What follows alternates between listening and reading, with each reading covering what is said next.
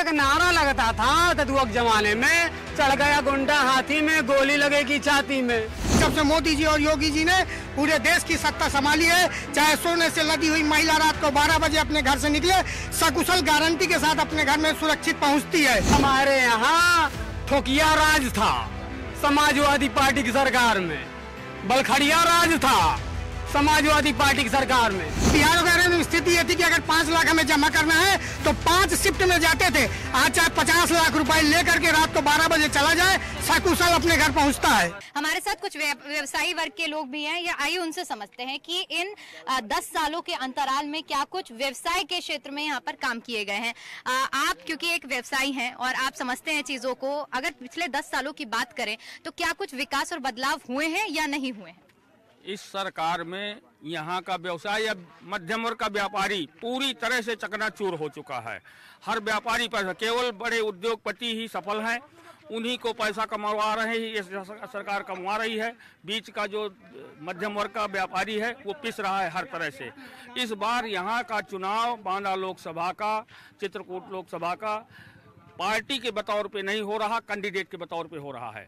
Party बतौर में चुनाव नहीं है, कैंडिडेट के उसमें चुनाव हो रहा है और मयंक द्विवेदी की जीत हो रही है।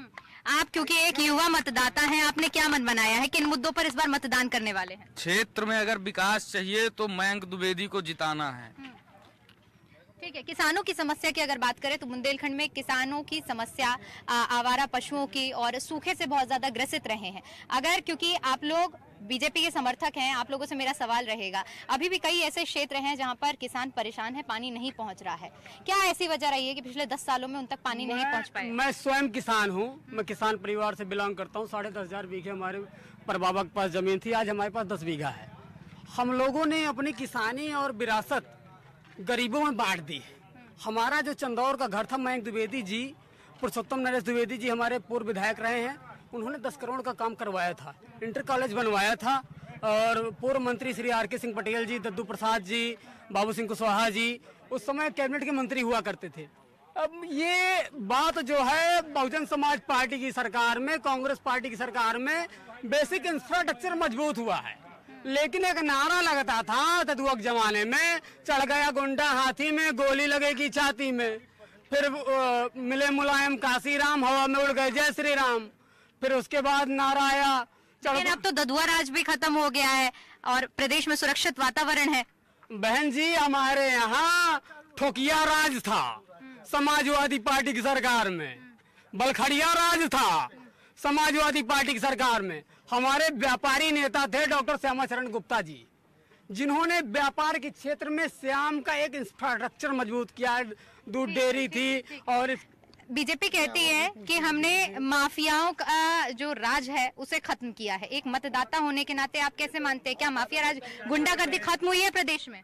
हाँ, गुंडागर्दी तो खत्म हो गई और देश इस समय जो है सही चल रहा है। तो किसके लिए मन बना है इस बार?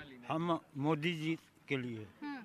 और भी कुछ लोग हैं भाई जिनकी बारी नहीं आई है, जो लोग बोल नहीं पाए हैं, वो लोग थोड़ा आगे आए। बिल्कुल बिल्कुल, बताइए अभी आप लोगों के क्या मुद्दे हैं और आप लोग किन मुद्दों पर मतदान करने वाले हैं? देखिए, जिस समय मोदी जी ने सत्ता संभाली थी, देश की अर्थव्यवस्था 10वें नंबर पर थी, लेकिन पिछले साल आज 5वें नंबर पर है और आने वाले समय में हम पूरे विश्व में 30वें नंबर की अर्थव्यवस्था बनने जा रहे हैं। पहले क्या होता था, जब कांग्रेस की गवर्नमेंट हुआ करती थी, हमारे देश का छात्र, हमारा भाई विदेशों में पढ़ने जाता था तो नक्सली हिंसा का शिकार हुआ करता था, चाहे ऑस्ट्रेलिया हो, चाहे कनाडा हो, चाहे अमेरिका हो। लेकिन आज हमारे देश का छात्र जाता है तो गर्व से घूमता है, किसी की मजाल नहीं है कि उसके खिलाफ कोई नक्सली हिंसा का कोई शिकार हो जाए।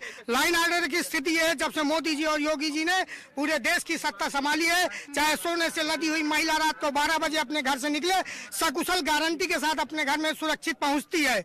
अभी आपने जो आवारा पशुओं की बात उठाई, पूरे देश में पशु आश्रम खोले गए हैं, वहां भी पशुओं के रहने की व्यवस्था की जा रही। हाँ, थोड़ी बहुत सामाजिक व्यक्ति होने के नाते हम सबका भी दायित्व है कि अपने पशुओं को हम अपने पशु बाड़े में बांधे। सारी केवल देखिए, सत्ता से किसी भी समाज में परिवर्तन नहीं होता, केवल सत्ता समाज में परिवर्तन नहीं कर सकती। क्या मन बनाया है आपने, क्या मुद्दे हैं? अगर इस क्षेत्र की बात करें तो क्या अहम मुद्दे हैं? विकास, सबसे बड़ा मुद्दा विकास है, जो कि मोदी सरकार में चल रहा है। और मोदी मैजिक तो मैं आपको पहले ही बता चुका हूँ कि मोदी मैजिक चल रहा है। भाई आज हम सुरक्षित हाथों में हैं। पहले क्या होता था कि कोई व्यापारी बैग लेके जा रहा है, कोई आते थे गुंडे तमंचा लगाते थे, उनका बैग लेके चले जाते थे। आज व्यापारी इतनी सुरक्षित है। पहले व्यापारी सुरक्षित अपना पैसा बैंक नहीं ले जा सकता। बिहार वगैरह में स्थिति ये थी कि अगर 5 लाख हमें जमा करना है तो 5 शिफ्ट में जाते थे। आज चाहे 50 लाख रुपए लेकर के रात को 12 बजे चला जाए, सकुशल अपने घर पहुँचता है। ठीक है, ठीक है। युवा मतदाता होने के नाते आप लोग किसको चाहते हैं कि प्रधानमंत्री, ये आपके प्रत्याशी की बात हो गई, अगर प्रधानमंत्री के चेहरे की बात करें तो किसको चाह रहे हैं कि प्रधानमंत्री के? राहुल गांधी को हम प्रधानमंत्री बनाएंगे। और राहुल गांधी को आज तक मोदी ने कॉन्फ्रेंस क्यों नहीं की, प्रेस कॉन्फ्रेंस क्यों नहीं की? हमें 10 साल हमने बीजेपी को देख लिया है, अब हमें आगे नहीं बात करते हैं। सबसे ज्यादा माफिया अगर आप देखें दल में आ गए, दल में आ गए, गुंडाराज कहाँ से? जो भी माफिया सरकार में तो ऊपर है। माफिया नहीं है। राष्ट्रीय अध्यक्ष, समाजवादी पार्टी के राष्ट्रीय अध्यक्ष माफिया की कब्र में फतिया बनने जाते हैं। धनंजय सिंह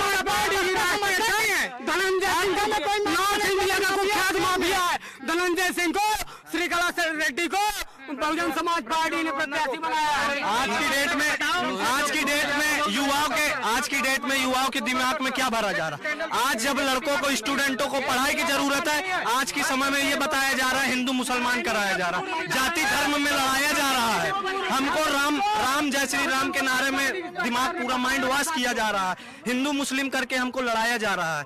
और आज की डेट में लड़का जहाँ पे, जिसको स्टूडेंट को जहाँ एजुकेशन की जरूरत है, एजुकेशन की जहाँ युवाओं को जरूरत है, वहाँ हिंदू मुस्लिम किया जा रहा है। चलिए, ठीक है, ठीक है। तो ये अतरा की जनता है जहाँ पर लोगों का अपना अपना मत है और किस तरह से लोगों ने अपना मूड बनाया है और किस मतदाता को जिताने वाले हैं, किस प्रत्याशी को जिताने का मूड है, ये हमने आप तक साझा किया है। और ऐसे ही हम तमाम लोकसभा क्षेत्रों में पहुंच रहे हैं जहां पर लोगों की क्या राय है, जनता का क्या मूड है और हवा इस बार किसकी ओर है, किसकी लहर है, ये पहुंचाने का प्रयास कर रहे हैं। फिलहाल इस लोकसभा क्षेत्र से इतना ही, फिर किसी और लोकसभा क्षेत्र से हम आपके साथ जुड़ेंगे। कैमरा पर्सन राज के साथ मैं दीपिका ओझा, बांदा।